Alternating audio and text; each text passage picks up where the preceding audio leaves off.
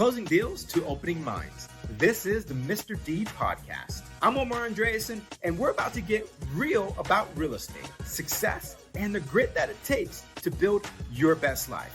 Let's dive on in. Hey everyone, how we doing? And this is another episode of the Mr. Deed podcast show. Today, I am happy to introduce Mr. Benjamin Jeremy Schwab. He's actually a seasoned realtor based in Jacksonville, Florida. With over 15 years of experience in real estate, he actually specializes in managing REO properties, large-scale acquisitions, and valuation for banks, financial institutions, and private equity groups, leading a team dedicated to property analysis and renovations. Benjamin actually has supported thousands of investors' transactions across South Florida. His expertise spans single-family homes, multifamily properties, condos, townhomes, and land, making him a trusted partner for investors and institutions. Sir, thank you very much for being on the show. Thank you very much for having me. Awesome. Let's just jump right into it. Property management, best practices in today's market. I'm sure, how is that going? How do professionals, how do I want to state this? How professional management companies now can protect the investor's return and tenant relationships, especially in today's market? So it's a great question because it starts with dealing with investors. It's obviously a different mindset scenario and everything because investors are trying to make money. We're owner-occupied, they live in the house. But investors is location's always important, but they're also looking at is what is the return? What is the so just having the initial conversation with an investor. Does location matter? Does HOA matter? Does area matter? Does view matter? What is important? Or is it just the bottom line is, Ben, I want to make X percent every year as long as it goes up. Don't really care about anything else. If I can make this percent year one, this percent year two, this percent year three. So I think the initial conversation, Zoom, phone call, text, whatever, you're just trying to get into the feeling of what is that investor looking for? Is to me the number one thing. Because with investors, it's not really location because they will go to any area they want. Doesn't matter on anything. Can they make that money? And sometimes the best areas, Jacksonville, Orlando, Miami, Florida, Tampa, Boca, Jupiter, doesn't matter where. It's not really location for investors. It's the bottom line numbers. I think that's the most important thing for the last 20 years of dealing with investors. And what would you say the common pitfalls are when it comes to owners who owners face when they try to self-manage that investment property on themselves? It's a great question. It's with it, if an owner self-manages, is the owner, just simple thing, is the owner going to take a call at midnight? Hey, my AC doesn't work. We're in Florida. You need to have an AC. You and I know that. So is the owner going to take that call at midnight? If the owner travels, foreign country, you don't really have good cell service. A tenant's not like, my refrigerator's broken. Hey, I'm in Spain. I'll get to it in 2 weeks. It's not really how it works. Is the owner going to be, and it's always tough, is the owner going to be, bottom line, a hard person when it comes to, you're not paying me rent. You're late on rent. What's the owner going to do? Is the owner going to be like, yeah, I'll give you some time there. And like with an owner, are you going to tug on those heartstrings? The hard part is when you're a landlord, it's a very difficult situation because a bank, you and I both know, there are no excuses if you don't pay your mortgage every month. Doesn't matter in your life. The bank's not going to be like, oh, you got in a car accident? I don't care. Where's my money? You have this disease. You got fired from your job. The bank is not going to be like, oh, I'll give you more time. There's no leniency when it comes to a bank. Absolutely nothing. If you don't pay by the 15th, because you have a 15-day grace period, you're going to get a late fee. You're then going to get a call from the bank every day until then. And then after a while, depending on what county you're in, you're going to start to get a notice for pre-foreclosure. Now, when you're a property manager or self-managed, okay, oh, sure, I understand you got in a car accident. I feel bad for you. I'm going to be late 10 days. The problem is you have a mortgage, the mortgage is not going to be there. So the issue is a lot of people that self-manage, they don't have, and just basically, they don't have the mean bone in their body like I do. It's not my money. I don't get paid unless the owner collects the rent. So I think that's the issue. Besides the fact is, with self-managed landlords, owners, a lot of them have 9 to 5 jobs. They can't speak 9 to 5. They have a job. The boss won't let them. So therefore, like AC breaks at 9 a.m. Oh, I'll get to it at 6. Then you call the AC guy. The AC guy maybe can't come for another 2 days. Now you have a tenant it's 95 degrees. I don't have an AC. I don't have a fridge. I don't have an oven. So I think there's always these subtle, small things. Are they going to remember to pay the HOA in time? Are they going to remember to do this? They have other properties. What are they going to make sure that the landscaping's done? Are they going to deal with the HOA with if their tenant's being difficult? If they don't park the right, like little things, they don't park the right vehicle. The landscaper missed a week because the landscaper was sick. The HOA is going to call them. So I think those are like the little things. Those besides the 3 big things I mentioned. But in terms of the little, there's 1,000 little things that I deal with every day in terms of property management. Okay. And now, you know what? This is a perfect lead way just to go into now. When it comes to handling tenant issues the right way, how do you maintain that professionalism when navigating difficult tenant situations? So it's a great question. Another great question. You're good at this, by the way. It's just it's the conversation before a tenant moves in. Like before a tenant signs a lease, before a tenant even applies, after they like the unit, it's going over the rules, regulations. If it's an HOA, if it's not an HOA, obviously it's different. So those are separate conversations. It's just talking to the tenant of what I expect. Is okay. I expect if it's not HOA, I expect you to be responsible for this. Just going over step by step.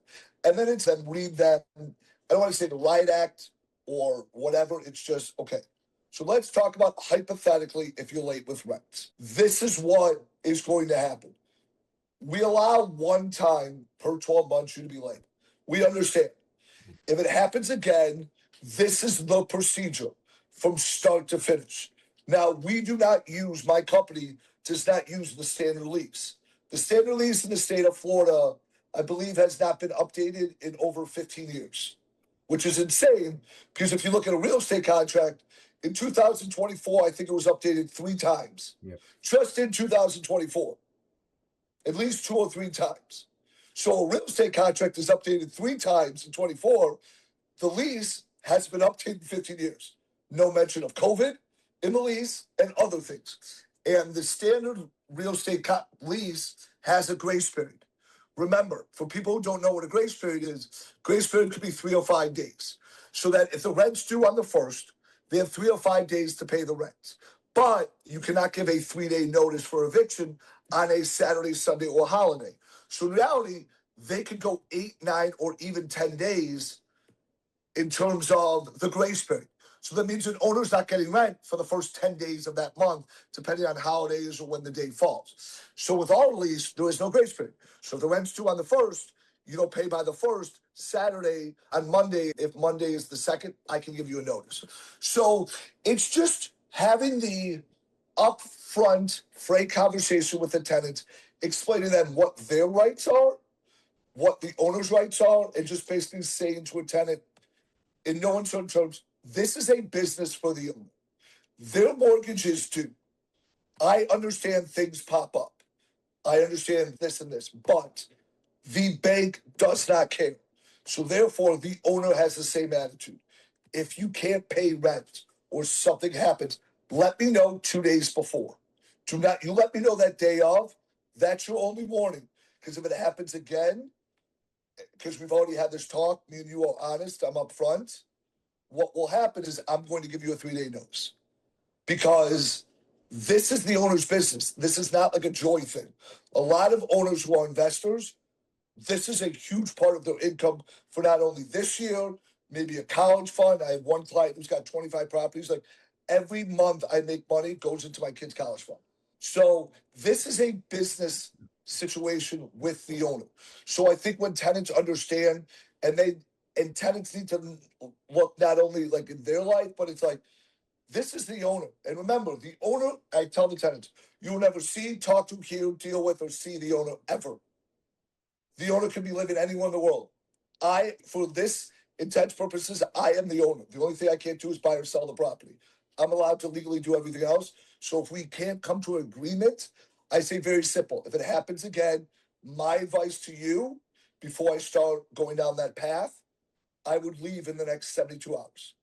Because if you don't, this is the process that it happens. Florida is very simple in pretty much every county that we are. This is the process. I don't like to beat around the bush. I don't like to lie to them. I tell them, this is the situation. Love that. So here's another one. I was just on the break here and I was just scrolling through social media. I saw this post on here and this is perfect for our podcast. This guy puts a picture of a drywall. His kids then damage the drywall. There's a hole in there. And his comment was, you know what? My landlord is the one who needs to take care of this, not me. He knows I have kids. I pay my rent on time.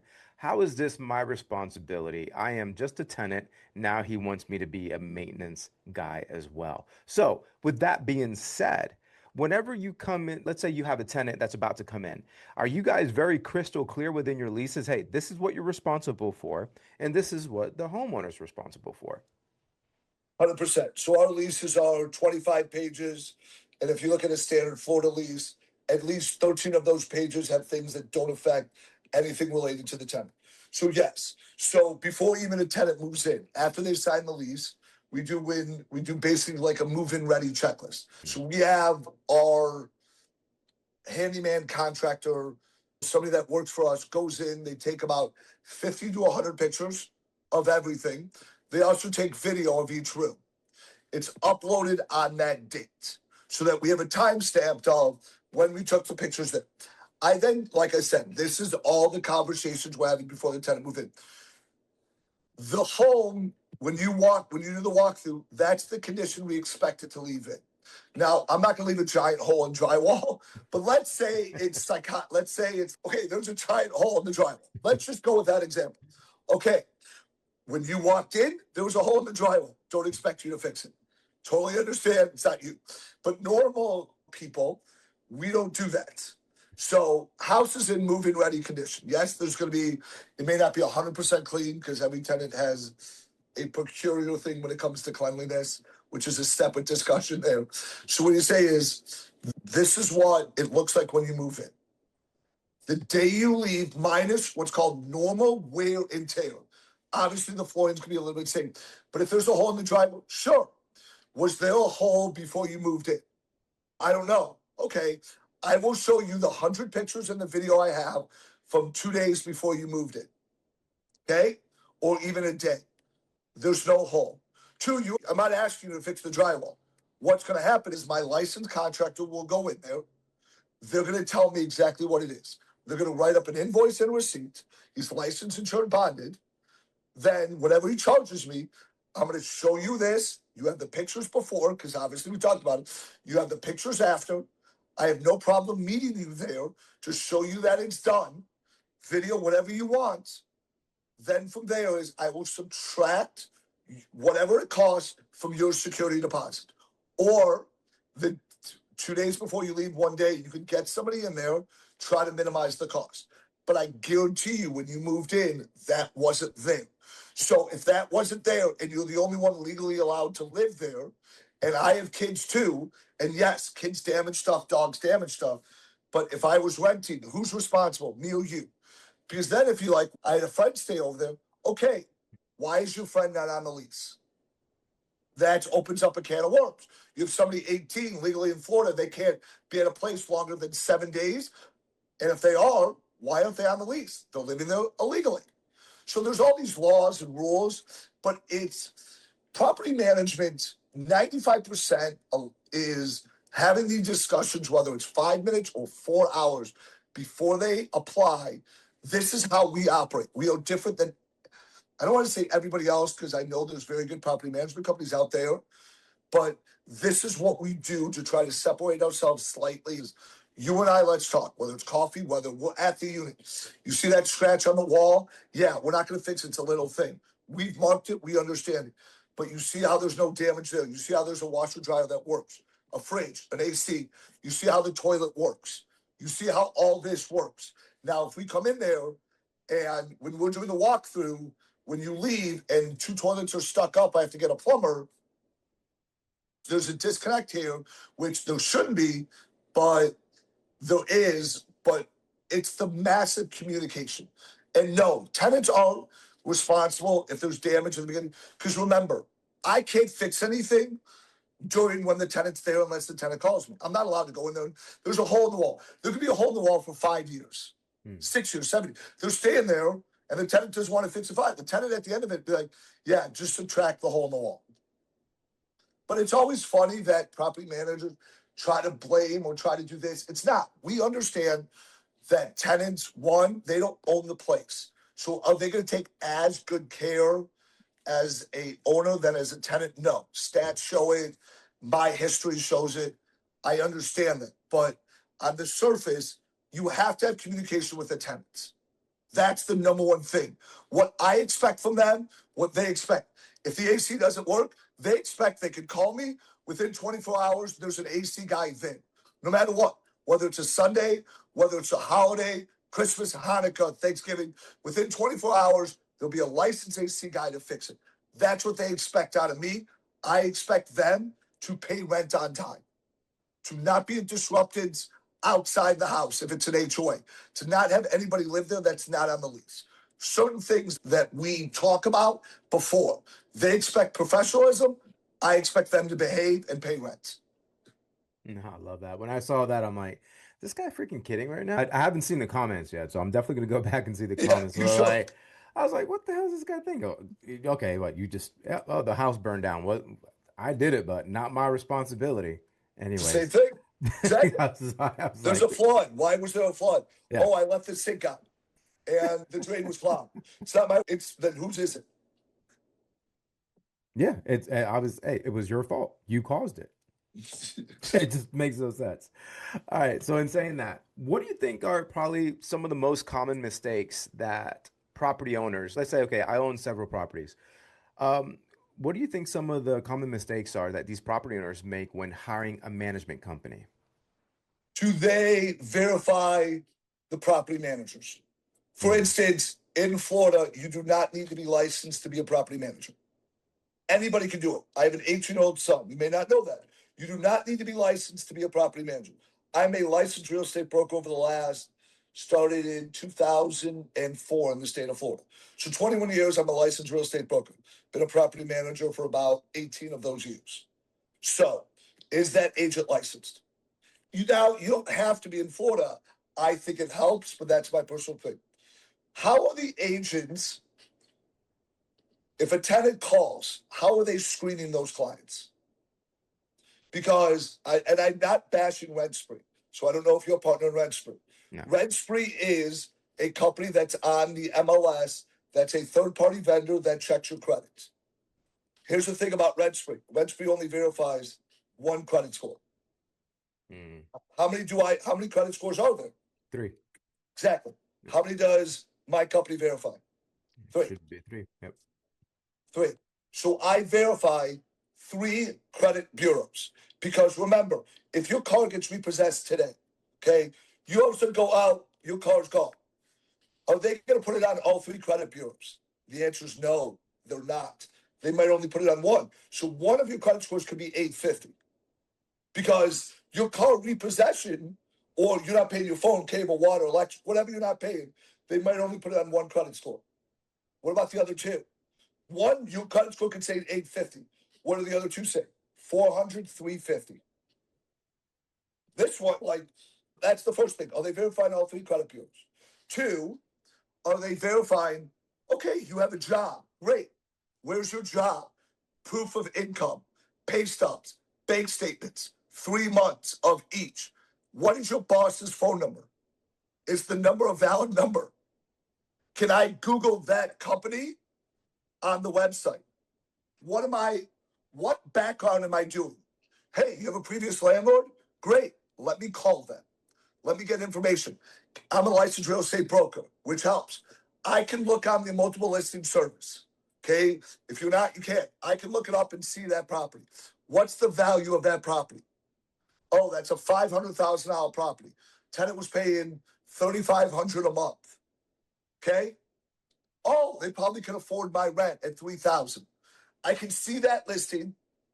There, we also check main things: sexual predator, terrorist watch list, felony, eviction, civil, criminal. Checking 6 things on every unit that we rent. We also try to meet them, just to try to get into the feeling of not anything bad, just so that when I meet them, they can see a name to a face. Hey, Benjamin Schwab, this is who I am. This is right when I send them the lease. So that I've already pre-qualified them there, so that part is all done. I want to meet with them to say, do you have any questions about the lease? Because it's not the lease you're used to, but you and I are on the same page. If you want to, let's do a walkthrough 2 weeks before you move in. This is what I expect. You're in an HOA community, so obviously can't have loud music at night, can't throw parties. So just want you to understand what you're getting yourself into if your agent has not described it. Because once we take over there, I take over because I want them to understand everything. So we're doing a lot of background stuff. We're talking to them. We're trying to find as much information. There is no 100% that's the best tenant ever. I've rented to tenants with an 850 credit score, and I've evicted them in 1 month. I've rented to tenants with a 425, and they've been in my unit now for 15 years. They've never been late. They pay cash, never had an issue. So credit score is not the end all be all. All these go into pie, as I like to say, but it's the communication. It's me talking to them. And then the other thing that we do is we have a 24/7 online platform. So if a tenant has an issue with maintenance, if a tenant has this, if the tenant says, oh, I paid rent, let's you and I go on the system. Okay, when did you pay rent? I don't see anything for October. I'm looking at the system right now. Who did you pay rent to? Because every month you have to pay to this. Oh, I'm sorry, that was somebody else. Sure, no problem, I understand. I have a paper trail. If you don't do everything, like now it's 24/7, everything on the web. If you're not doing that, what are you doing? You're putting it in your phone and like, I collected November rent. But what happens if you get a new phone? What happens if your phone goes into water? I have a website. So it's never crashes. It's not down. You and I can look at the same thing. And then if they're like, oh, you can't show the property, you can't do this, you can't do that. Okay, let's you and I look at the lease together. You don't have a copy of the lease that you signed? Okay, do you now have it? Yes. Page 5, paragraph 4, line 3. What does that say about the condition? What does it say about the noise? Oh, I didn't know. My next question is, why are you signing a legal document without you reviewing everything? Do you always do that? Do you just sign whatever you want when you're at a restaurant and you see a bill? Okay? Do you look at the bill? Like, or you just go sign it and all of a sudden the bill, it's $2,000 and you went to McDonald's and it was 10. Do you look at what you signed? This is a legally binding document, our lease. The first 2 sentences in our lease. Because we want to, like I told you, I want to eliminate all the shady, illegal stuff that a lot of, and I don't want to say realtors because I don't want to throw people under the bus, but I just want people to understand that when you sign a legally binding lease, or when you're trying to buy something and you have a contract, you better read everything. Because if you don't, and I've been in court, and I showed the judge, because obviously we do a lot of evictions, we manage over 850 units. I go, judge. He goes, are you the property manager? Yes, Benjamin Schwab. He goes, describe your lease. I go, here, read the first 3 sentences, judge. If you don't know what you're signing, please consult a licensed real estate Florida attorney. Judge, I don't represent them. I told them to review it. And they didn't review it. What do you want me to do? Anything you sign. So getting back to your question it's the communication. It's me doing tremendous amount of research. It's me and my staff making 15 calls, trying to figure out everything. Because how do you lie on a bank statement? How do you lie on a pay stub? And I get the full bank statement, not where like the small one where they can cut off. Because a bank statement could be 16 pages, right? Yep. If you're doing a lot of anything with Zelle there, okay, I want where it says page 1 to 16. And guess what I want? Page 1, page 2, page 3. That's what I want. You could be page 1 of 16. No, it's not going to work out. I need to see everything because you can make $10,000, and I've seen bank statements, and guess how much money comes out? 15. $9,950. So every month you're stuck with $50. Is that the tenant that we want? Where and remember, every owner is different, but if we're trying to get the good tenants for a variety of things, we're trying to do our due diligence beforehand. Now that makes sense. 100%. All right, two more questions for you. Now, tips for maintaining retention, okay? Because especially now, let's say you do have that tenant that has been absolutely amazing. Now, what is your rule of thumb that you're speaking? Let's say I'm the investor, okay, and I own that property. Then, hey, this person wants to renew. What's the rule of thumb when it comes to increasing rent, number one? And two, is there a percentage that you use stable? So remember, every city, I think, has a different percentage that you can raise. So you just got to make sure what city and what county you're in, because there's like a rule you can only go up. It's the question we have with the landlords. So let's say you raise it by $200, whatever it is, okay? So let's talk about the advantage. Here's one event, you're getting $2,400 a year. Let's say the tenant says no. Tenants, I can't afford it, I want to leave. Tenant's great. I've gotten 5 calls in 10 years about minor stuff. Now, guess what we have to do to make this rent ready? We've got a unit that's 10 years old. So now I've got appliances. Yep. It's 10 years old. What about paint? Who's going to paint? Who's going to paint? Interior, outside? Are the floors in good shape?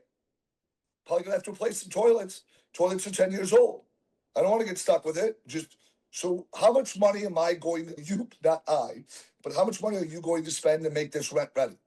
And then how long is it going to take to get it rented? It's not a great market out there for rentals. Jacksonville, Boca, Florida, I've got properties all over the state. It's not a good market. So let's say it takes 3 months to get rented, and you're talking about an extra $200. How much money have we lost? How much money have I put into the place? Is it something that you really want to do? In a great market, there. Then I'm also looking at the MLS. That's why it helps to be licensed. Not saying you have to. I can look at the market. There's 20 actives in this community for rents. 20 of them. Okay, why would they like ours? There's 20 of them. I'm looking at here. Nothing's been rented in 4 months. So we're now going to take 3 months, $2,000 a month. I've lost $6,000. It's $7,000 to fix up the unit. I'm at $13,000 to try to get $2,400. What makes sense? So instead of 200, let's try to go $50. I explained the tenant, cost of living, taxes, insurance, mortgage, everything's gone up. I'm giving you 50 months. Then I explained to a tenant, okay, let's say you want to move. How much is it going to cost you to move? How much are moving trucks? How much is the application fee you're going to have to do? First, last security is going to have to go out for a lot of places. We're talking about literally it's over $600. You're going to move. You're an amazing tenant. You love the place. You're really going to move over $600? Tell me what's out there. I'm curious because you're paying below market value. I can show you what market value is.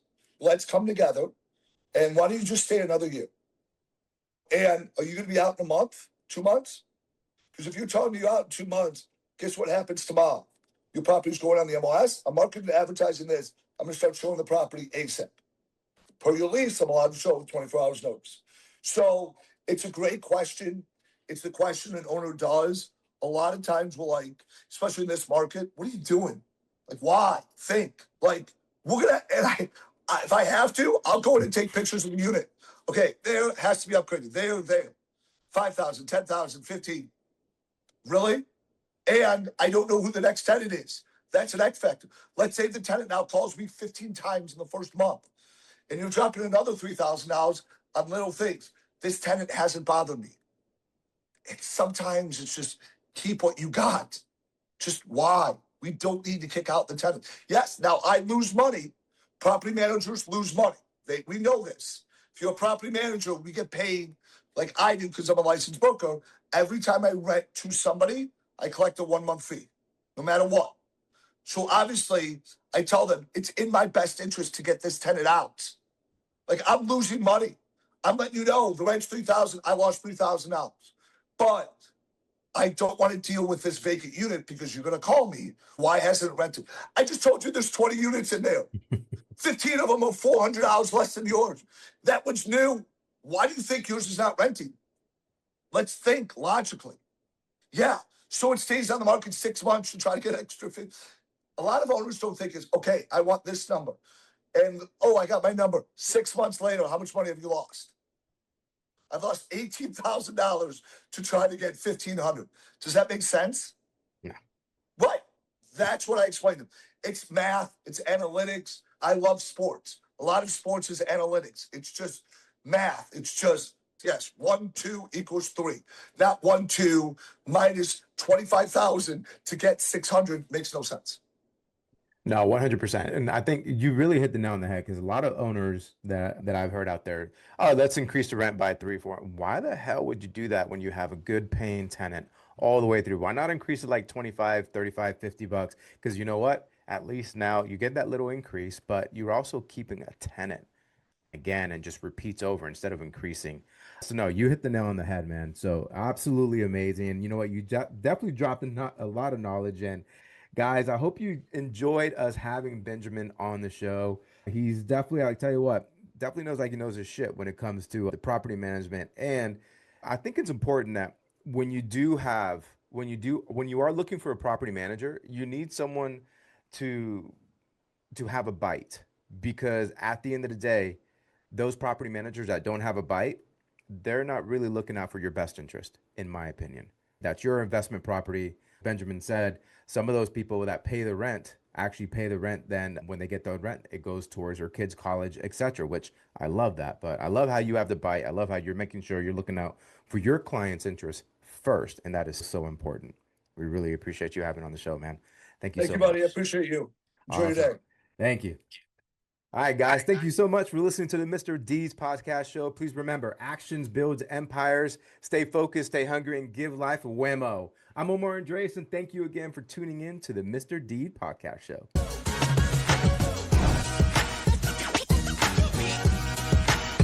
This is Omar Andreasen signing off and reminding you that success in real estate and in life is built one deed at a time. Until next time, keep it real, stay sharp, and don't forget to give life a big whammo and keep moving forward.